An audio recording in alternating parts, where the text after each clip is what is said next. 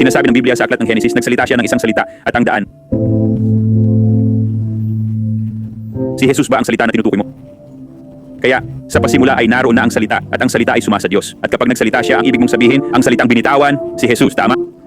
Lahat ng bagay ay ginawa sa pamamagitan ni Jesus, tama? Kaya ng lahat ng nilikha ay ginawa sa simula ng panahon sa aklat ng Genesis, ito ay sa pamamagitan ni Jesus. Siya ang salita. Kaya, nang magsalita ang Ama, ang salita ay kasama niya at naroon si Jesus na gumagawa ng lahat ng bagay sa pamamagitan niya. Naiintindihan mo ba? Kahit sa bagong tipan, alam mo, tulad ng sinabi ko, si Jesus ay biyaya at katotohanan, di ba? Nang dumating si Jesus, dumating ang biyaya at katotohanan. Ang kautusan ay ibinigay sa pamamagitan ni Moises, ang biyaya at katotohanan ay dumating sa pamamagitan ni Jesucristo. Saan mo inilalagay ang iyong pananampalataya? Sa biyaya. Tinatanggap mo ang kaloob ng biyaya, tinatanggap mo ang kaloob ni Jesus at ang bagong buhay sa kanya. Kaya isinusuot mo siya ang kanyang bagong buhay at binitawan mo ang lahat ng inakala mong ikaw noon bago siya. Dahil bago si Jesus, tayo ay sira, nasasaktan, makasarili, nakasentro sa sarili, puno ng takot dahil ang ugat ng lahat ay takot na produkto ng makasariling pag-aalaga sa sarili mo na iniisip mo lang ang sarili mo para makakuha ng ibig sabihin, puro ako lang. Ito ang mga bagay na sumisira sa sangkatauhan. Ang pinakamalaking problema sa mundo na ugat ng lahat ng ito ay ang bawat tao na gumigising na may makasariling motibo para sa sariling pangangailangan lang. Naiintindihan mo para gawin lang ang ako, puro tungkol sa akin. Naiintindihan mo at iyan ang isang bagay sa buong sangkatauhan na sumisira sa bawat tao sa mundo at sa bawat bansa. Kaya sinasabi ni Kristo na itanggi mo ang iyong sarili, itanggi ang iyong sarili. Naiintindihan mo na huwag mabuhay para sa kamatayan dahil ang buhay niya ay mas maganda. Ang buhay niya ay nagdadala ng kapayapaan, pag-ibig, kagalakan at buhay na walang hanggan. Anumang labas sa buhay niya ay walang hanggang kamatayan.